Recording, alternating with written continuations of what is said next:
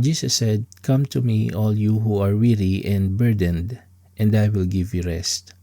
As Christians, minsan di natin napapansin at nag-aakala tayo na all that God wants from us is to behave well and do His commandments. We must disciple, evangelize, do the work of the ministry, and so forth.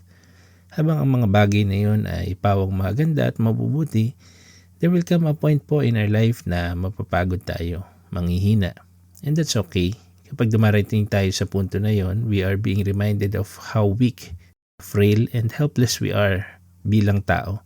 It keeps us humble and grounded. Jesus continuously gives us an invitation to come to Him simply as we are, anuman ang ating kasalanan, pagkukulang, disappointment, o pagkakamali. The Lord said, "Come to me." Walang ranggo, walang accomplishment, kundi parang isang pagod na anak. Anak na naghahanap lang ng yakap ng isang ama. He wants to give us something that this world cannot give. He wants to give us rest, comfort, and peace.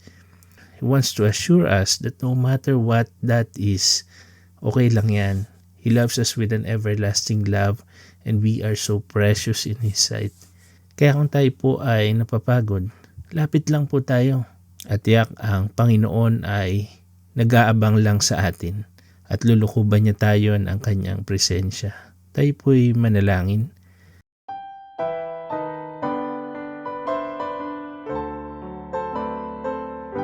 Panginoon, we come to you, O God, simply as we are.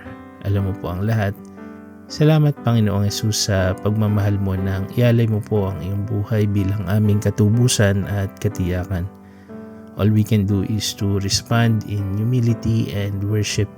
Salamat po, Ama, sa walang sawang pagtanggap mo sa amin, lalo na sa panahon kami po ay mismong napapagod na sa aming mga sarili. May you embrace us with your presence, comfort, and peace. In Jesus' name, Amen.